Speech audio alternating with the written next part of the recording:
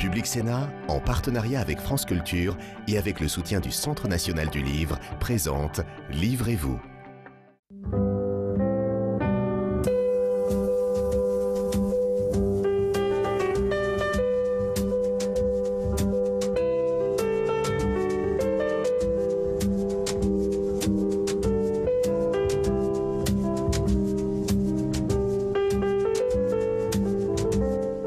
Ravi de vous retrouver dans Livrez-vous, l'émission littéraire de Public Sénat pour parler de fêtes. Et qui dit menu de fête dit gastronomie avec deux invités. Alain Boer, Confession gastronomique. Le professeur de criminologie évoque ce qu'il aime manger au restaurant. C'est chez Fayard. Et puis une chef, Amandine Chéniaud. Elle nous propose la cuisine nature. C'est chez Solar. Alain Boer, vous n'êtes pas réellement chef, vous êtes gourmet, vous êtes professeur de criminologie. Vous nous direz d'ailleurs si la gastronomie est un crime, vous pensez que c'en est un ? Il n'y a aucune différence entre la criminologie et la gastronomie. La seule chose qui change, c'est le mode de cuisson.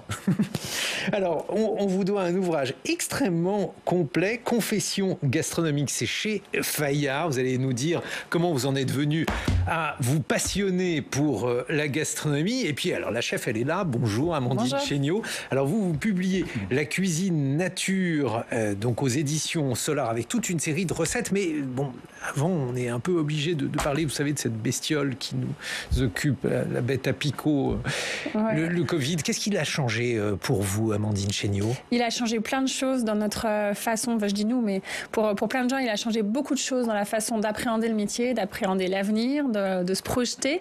Mais surtout, en tout cas pour moi, c'est l'envie encore plus forte de se retrouver à table. Et pour vous, Alain Boer, parce que j'ai appris en lisant votre livre que vous ne faisiez jamais à manger et que vous mangiez tout le temps au restaurant ? Oui. Ça part 2 fois par an où je suis forcé pour des raisons familialo-amicales, c'est-à-dire le 24 décembre et le 31 décembre, ça tombe bien, c'est la période. Mais non, en général, je mange au restaurant. Ça fait 40 ans que je mangeais matin, midi et parfois le soir au restaurant, ce qui m'a permis de rencontrer les 59 chefs et chefs dont on parle dans toutes leurs dimensions, chez les autres, chez eux dans leur restaurant. Et donc j'ai eu cette occasion-là et donc de discuter avec eux. Alors pour eux, effectivement, comme le dit Amandine, beaucoup de choses ont changé. Pas tellement la gastronomie en tant que telle, mais il y a eu 2 phénomènes. Un, qu'est-ce qu'on fait quand un restaurant est fermé ? Donc revoir totalement la survie des équipes, la survie économique, et puis la crise sociale de l'après-confinement. C'est-à-dire des équipes dépareillées, dispersées, entre 300 et 500 000 emplois non pourvus dans le métier de l'hôtellerie et la restauration, à la fois parce que le métier est difficile et compliqué et qu'il a fallu revoir la relation humaine avec les équipes, et puis des différences entre des chefs bienveillants et qui avaient déjà construit une relation sociale et qui ont à peu près retrouvé leurs effectifs, et d'autres qui pratiquaient la cuisine d'avant, dure, autoritaire, avec peu de coupures, des employés, des apprentis qui découvraient le métier à la dure parce que leur patron les avait appris à la dure, et donc une reproduction, et où là il y a une fuite. Et donc ça a permis de revoir l'ensemble du processus qui est celui de la relation sociale en même temps que de l'accueil. Et puis, comme le dit Amandine, la diversité, l'envie, le besoin, la création, toute une nouvelle génération de chefs et surtout de chefeuses. 2 FES. Non, mais parce que Amandine est une représentante, mais il y a vraiment une génération qui est là et qui est plutôt dans des endroits plus petits, de proximité, plus chaleureux, plus intime, bref, le retour à l'auberge dont ils sont les porteurs. Donc je crois que ça a amené beaucoup d'évolutions. L'exemple donc de Pouliche, qui est votre premier restaurant, vous en avez ouvert un second à Paris également, le Café de Luce, hélas, pour ceux qui ne sont pas parisiens, sauf si vous avez la possibilité d'y venir. Amandine Chéniaud, est-ce que ça a hâté l'évolution des recettes ? Vous avez quitté les restaurants dits gastronomiques traditionnels, les grands hôtels. Pourquoi? Quelle a été l'évolution pour vous? Moi, j'ai fait ce métier-là à la base parce que j'aimais le contact avec les gens. J'aime travailler avec une équipe, j'aime qu'on se raconte des petites histoires le matin, j'aime le sourire, j'aime la petite main sur l'épaule pour s'encourager, j'aime qu'on partage un café, j'aime qu'on soit tous autour d'une table pour le déjeuner, et j'aime aussi le rapport à la matière. Mettre les mains dans les girolles le matin, voir un rideau qui est en train de colorer, pour moi, c'est des moments qui sont magiques. Et quand j'étais à Londres, dans mon dernier poste, avant d'ouvrir mes restaurants parisiens, j'étais coupée de ça. En fait, j'étais devenue chef dans une énorme structure où je gérais une brigade de 120 personnes, 5 points de vente. Enfin, c'était très lourd. C'était vraiment de l'administratif tout au long de la journée. Et j'ai envie de revenir à quelque chose de plus humain, avec beaucoup plus de légèreté, de spontanéité aussi. Et Pouliche, c'est le reflet de ça. C'est le reflet de cette réflexion, d'avoir un menu qui est même pas écrit. Donc, on est complètement libre, en fait, de faire tout ce qu'on a envie en fonction du jour, en fonction des arrivages, de la météo, de l'envie, de l'humeur. Et puis, d'avoir une équipe vraiment autour de moi, soudée, avec lesquels on prend plaisir à travailler ensemble. Bon, alors vous nous le faites, ce menu oral. Qu'est-ce qu'il y a, par exemple, aujourd'hui chez Pouliche? Aujourd'hui, on a forcément des champignons, on doit avoir du gibier. Je sais que j'avais des dos de biche qui arrivaient ce matin. Alors, j'ai pas vu exactement c'est dans la chambre froide, mais voilà, c'est sûrement du gibier. On donne aussi beaucoup de place au végétal. On a un jour par semaine complètement végétarien. Moi, c'est quelque chose qui me tient à cœur aussi, d'essayer de revoir un petit peu la façon dont on consomme les ressources de la planète, et puis toujours avec une touche de convivialité, beaucoup de choses qu'on met au milieu de la table comme ça, qui partagent, qui vivent. Bon, j'imagine que le passage aussi à la restauration des grands hôtels, ce type de restauration à Pouliche, l'autre établissement, le Café de Luce, où vous êtes, a modifié beaucoup de choses, malgré tout aussi, dans la manière de préparer les plats, peut-être aussi de les présenter, Amandine Chéniaud. Ça a été un apprentissage, en fait, pour moi. C'est toutes ces années Palace. C'était des années au contact de très grands chefs, que ce soit Éric Fréchon, Alain Ducasse, Jean-François Piège, Yannick Aleno, j'en oublie, mais c'est des personnes qui sont extrêmement inspirantes, qui sont aussi des monuments de connaissances et d'inspiration. Donc voilà, ça a été des années pour moi d'aller comprendre la façon dont il construisait un menu, d'aller saisir pourquoi la noix de beurre dans le riz de veau, on la met à tel instant et plutôt qu'une demi-seconde avant. Et puis c'est aujourd'hui ces bases-là qui me permettent, moi, de m'exprimer avec la liberté, justement, de ce savoir-là, quoi. Et ces chefs-là, ces 59 personnes que vous avez rencontrées, Alain Boer, qui font en fait un panorama assez représentatif de la gastronomie française, si vous deviez faire des tendances? Alors d'abord, vous avez les grands sages, mais beaucoup plus créatifs et beaucoup plus étranges qu'on peut l'imaginer. Michel Guérard, par exemple, l'impression que c'est un vieux sage posé, mais en fait, il est très turbulent, très galopin et très intéressant dans sa vision à la fois d'une cuisine allégée, la cuisine minceur, d'une cuisine gastronomique, structurée, d'un très grand restaurant et en même temps immédiatement de la ferme aux griffes, c'est-à-dire un endroit beaucoup plus chaleureux et beaucoup plus auberge, saucisson, rôti, voilà, mais il y a des légumes quand même. Vous avez la nouvelle génération, évidemment, Andine, Amélie Darvas, perdue dans son presbytère lointain, avec Gabi Bénicio, Simon Horvitz à Paris, des chefs qui sont entre deux, Jean-François Piège, le grand restaurant, et puis une galaxie de restaurants plutôt de proximité, plutôt rôti, celui qui vient d'ouvrir à l'hôtel de la Marine, des chefs provinciaux, très classiques, enracinés, mais qui eux-mêmes se posent des tas de questions sur leur avenir, Paseda au Petit Nice, de Corée à Vichy. Donc vous voyez bien cette extraordinaire diversité, cette richesse de la gastronomie française, du respect de la tradition évolutive. Alain Ducasse en fait partie d'une manière très structurée, et puis en mémoire aussi à des gens qui ont sorti le chef de sa cuisine, comme Paul Bocuse, évidemment, Raymond Oliver.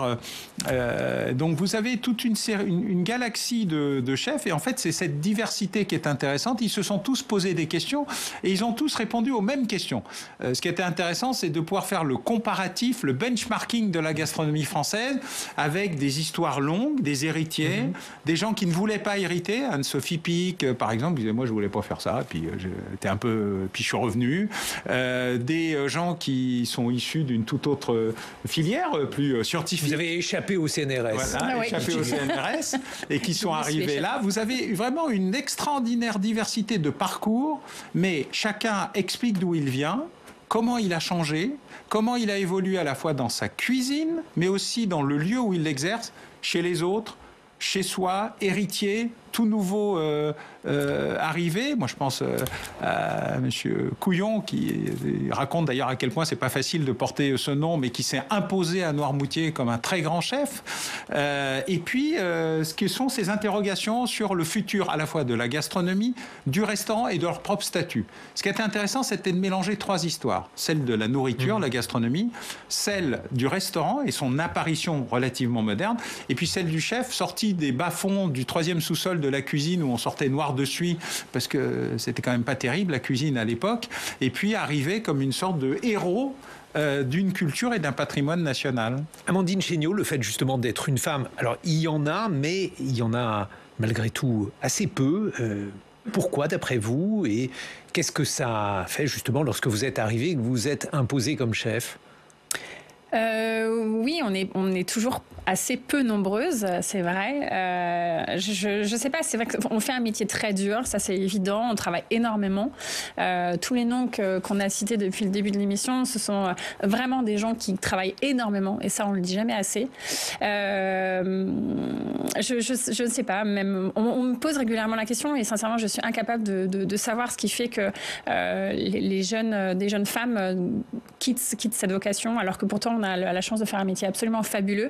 Moi, j'ai la chance d'avoir autour de moi beaucoup de jeunes filles qui viennent spontanément en fait au restaurant Pouliche. Même à un moment, j'avais que des jeunes femmes. J'avais un jeune homme en cuisine. Vraiment, c'était quasiment exclusivement féminin. C'était un petit pied de nez qui me faisait bien rigoler. Mais je sais pas. Je vois aussi plein de jeunes qui sont hyper passionnés, qui ont envie de travailler. Et ça m'agace un peu quand j'entends parfois certains vieux ronchons dire de toute façon les jeunes ils ont plus envie de travailler. C'est pas vrai. Les jeunes ils ont envie de travailler, mais ils ont envie de travailler pour des bonnes raisons, on va dire.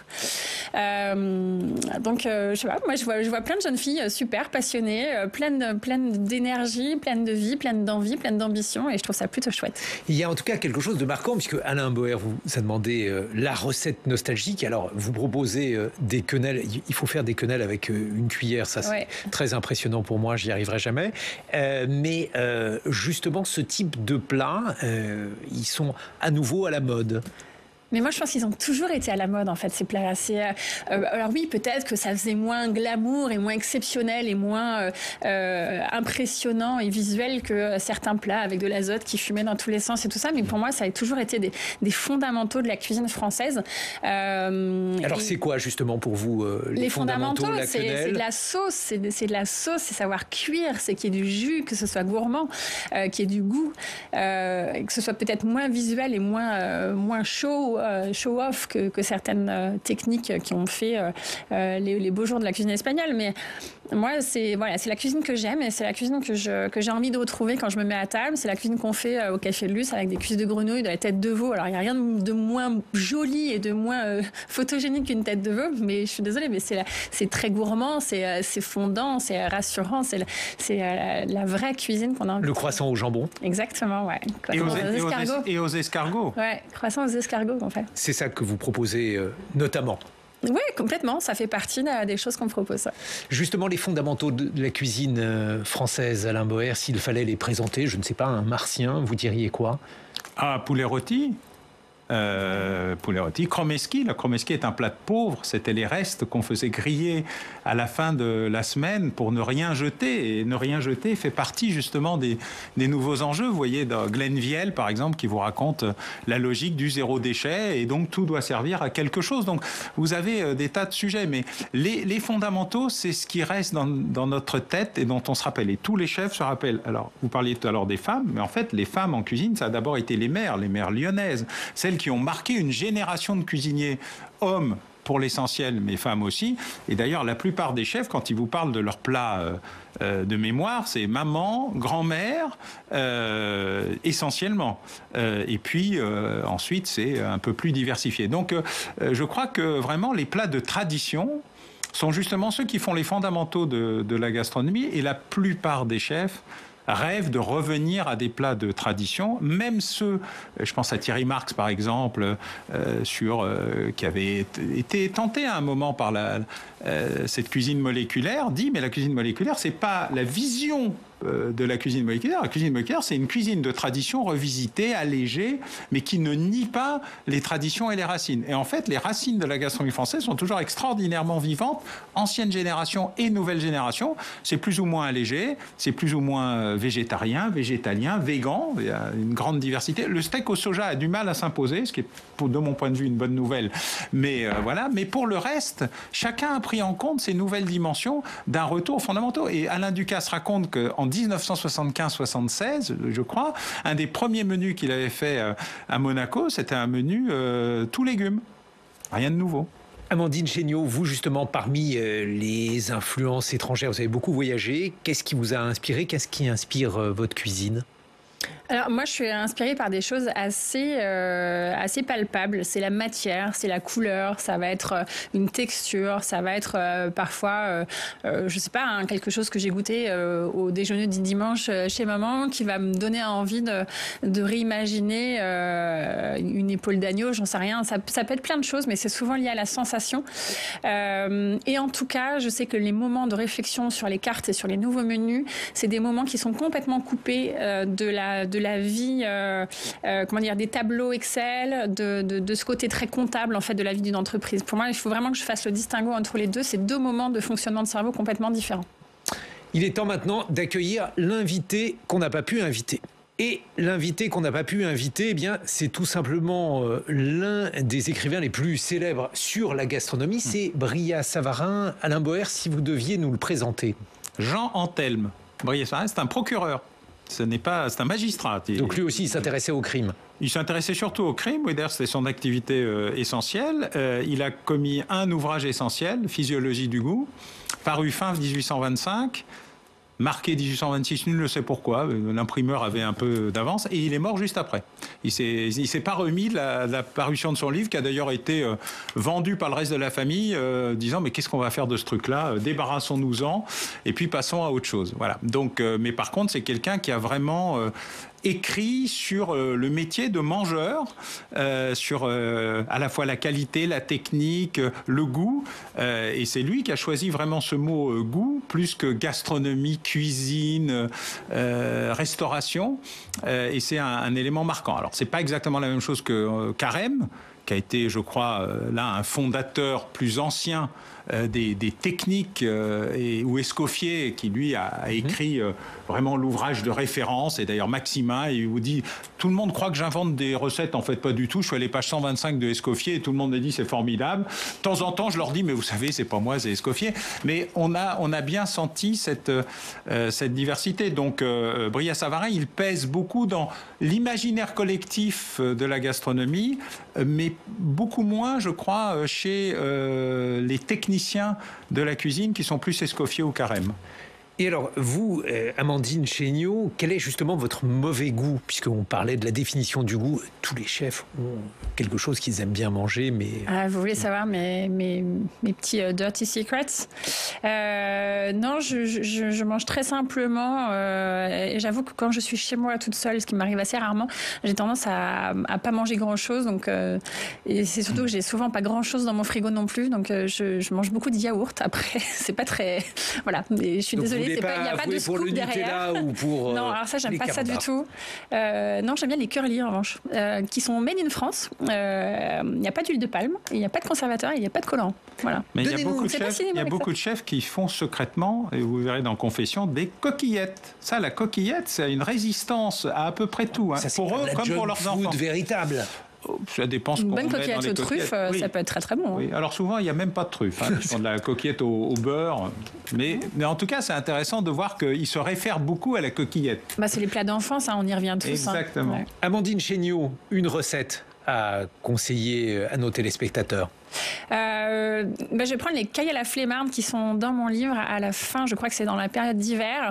Voilà, c'est un peu un résumé de toutes les recettes qu'on trouve dans ce livre. C'est des recettes qui sont très faciles, qui sont basées avec des ingrédients qu'on trouve facilement. Il y a très peu de gestes compliqués, tout est très bien décortiqué, c'est extrêmement facile. Voilà, c'est en quelques minutes, vous mettez vos légumes dans le plat, une caille par-dessus, il y a tout le timer en fait qui joue sur la cuisson et vous avez une recette facile. Il faut mettre des navets. Voilà. Navets, je ne sais plus ce que j'ai mis dans la recette. Il y a Alors moi je peux prunes. vous dire, vous avez 2 prunes, une belle branche de romarin du jardin, une tête d'ail, des navets. Les navets, vous pensez qu'on peut vraiment faire manger ça à des enfants? Mais bien sûr, c'est un exhausteur de goût. Je ne voulais pas être méchant. Hein. Tellement bon. C'est un exhausteur de goût, c'est très important. Absolument, ça fait partie des rares produits qui accentuent et accélèrent la qualité du goût. C'est pas le navet en soi, c'est le navet à la fois en soi et pour le reste. Et moi j'aime beaucoup les navets juste avec une petite cuillère de sirop d'érable comme ça dessus et c'est parfait.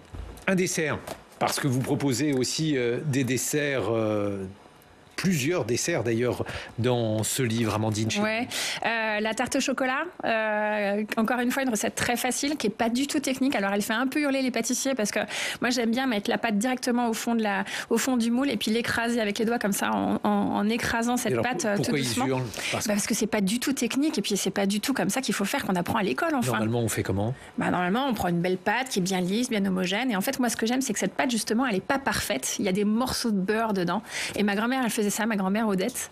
Et pendant des années, j'ai essayé de comprendre, j'ai essayé de refaire sa tarte aux pommes. Et puis, j'arrivais pas à la refaire parce que moi, je voulais que tout soit parfait. Je venais de l'école hôtelière, donc je voulais avoir une pâte bien uniforme, bien homogène et tout ça. Et forcément, en fait, c'est des années après que j'ai compris que ça ne marchait pas parce que justement, c'était trop parfait, trop technique. J'ai vu d'ailleurs que Odette faisait des caillettes comme dans la Drôme. Alors, pas du tout comme dans la Drôme, justement, puisque celles-là, elles sont, au lieu d'avoir une crépine et des épinards, c'est avec une feuille de chou. Mais trouver de la crépine, c'est pas toujours évident. Donc, elle faisait avec ce qu'elle avait à portée de main. Donc, les feuilles de chou, c'est quand même beaucoup plus facile à trouver que la crépine. Alain Boer, vos recettes à vous? Non pas celles que vous faites, puisqu'on a compris que vous n'étiez pas un grand faiseur. Non, il vaut mieux pas, d'ailleurs. Celles que vous suggérez à nos téléspectateurs, celles qui pour vous marquent les fêtes, puisque vous êtes là pour promouvoir la gastronomie de fête aussi. Écoutez, moi je suis pour qu'ils aillent manger ce qu'ils ont envie, mais surtout qu'ils aillent au restaurant. Le restaurant a besoin des consommateurs, à condition qu'ils arrêtent d'aller dans les chaînes de réchauffage industriel et qu'ils aillent dans des petits restaurants. Des chaînes de réchauffage? Oui. Beaucoup de restaurants ne font pas la cuisine. Ils réchauffent des plats tout faits, sortis de l'industrie. C'est Tricatel en un peu mieux, ce qui n'est pas terrible pour l'aile ou la cuisse. Mais non, je crois qu'il faut aller au restaurant. Il faut aller au restaurant de proximité, au restaurant d'à côté de chez eux, au restaurant où le chef fait, ou la chef fait la cuisine. Une vraie cuisine qui change tous les jours. Voilà. Hier, j'étais dans un petit restaurant parisien absolument formidable. Il y a genre 10 couverts. C'est une boucherie-restaurant, ça s'appelle Sévéro, rue Sévéro. Et c'était absolument formidable. Et tout le monde était très content. Le menu change tous les jours. On voit qu'il change régulièrement. Et c'est ça qu'il faut faire. Et c'est ça dans tous les restaurants, un peu partout en France. Il y a des gens qui gardent l'idée du restaurant comme un endroit qui n'est pas un produit industriel. J'ai rien contre les produits industriels. Il faut juste savoir où on va. Voilà, c'est comme les boulangers et les pâtissiers. Il y a ceux qui font leur croissant même sans escargot ou sans jambon, ceux qui font leur pain et ceux qui le réchauffent. Je suis pour que les réchauffeurs s'appellent des réchauffeurs et les autres des boulangers. Je suis pour que les restaurateurs et les cuisiniers s'appellent restaurants et les autres autre chose. Il faudrait un jour changer leur nom. Amandine Chéniaud, sans révéler de secrets industriels, chez Pouliche ou au Café de Luz, qu'est-ce que l'on va pouvoir manger pour les fêtes de fin d'année ? On est en train, en fait, aujourd'hui, d'imaginer ces menus-là. On aura de la Saint-Jacques, du foie gras, on aura un petit peu de truffe, on aura du gibier. Je ne sais pas si ce sera du chevreuil ou de la biche, on n'a pas encore décidé. Mais voilà. Mais un bon indice en général pour choisir un bon restaurant, c'est d'aller voir les poubelles. Si vous voyez des cagettes, en général, c'est bon signe. Si vous voyez des sacs de congélation, par exemple, c'est en général, on voit bien. Hein, c'est assez significatif. Mais en général, quand on voit des cagettes, c'est que déjà, il y a des vrais légumes qui arrivent dans cet endroit-là. Donc, c'est quand même quelqu'un qui cuisine un minimum. L'avenir de la gastronomie française, Alain Boer, il vous inquiète au gré donc de ces vicissitudes et de la période étrange que l'on traverse ? Il m'inquiète et il me rassure. Il m'inquiète parce que la crise est passée par là et que ça a été une crise brutale. Hein. Beaucoup des restaurants qui ont survécu doivent aujourd'hui rembourser leur tête. Hein. L'argent n'est pas tombé du ciel et a disparu dans les comptes. Il faut rembourser, il faut revenir, il faut retrouver des équipes, il faut réinventer le restaurant au sens de justement la proximité, la qualité, les produits de proximité, même si on peut choisir des produits de proximité qui peuvent aller loin. Mais en tout cas, il faut il faut retrouver la qualité du produit, il faut retrouver le vrai sens du restaurant. Et puis, ce qui me rassure, c'est plutôt la diversité, l'inventivité, la créativité, la niaque, notamment de la nouvelle génération. Mais j'ai vu l'autre jour chez des chefs plus anciens, à la fois ce qu'était la volonté. Alain Ducasse a ouvert pas loin de chez vous d'ailleurs un restaurant Sapide qui est très végétarien. Je ne peux pas dire vegan, mais végétarien en tout cas. On voit Jean-François Piège qui a rouvert, Anne-Sophie Pic, toutes ces maisons qui sont enracinées font de nouvelles offres. Il y a même des ventes d'Elipic par exemple. Vous pouvez vous livrer dans les bureaux. Donc il y a une volonté véritable de rénovation et ça me rassure plutôt qu'autre chose. Ce qui m'inquiéterait, c'est que les consommateurs se contentent du médiocre alors qu'ils peuvent avoir le meilleur. Bon, de tout cela, eh bien, vous pouvez avoir le menu détaillé dans le livre d'Alain Boer, Confessions gastronomiques, c'est chez Fayard, et celui d'Amandine Chéniaud. Alors là, ce sont des recettes, la cuisine nature, et c'est chez Solar. Merci beaucoup de nous avoir rendu visite. À très bientôt sur Public Sénat.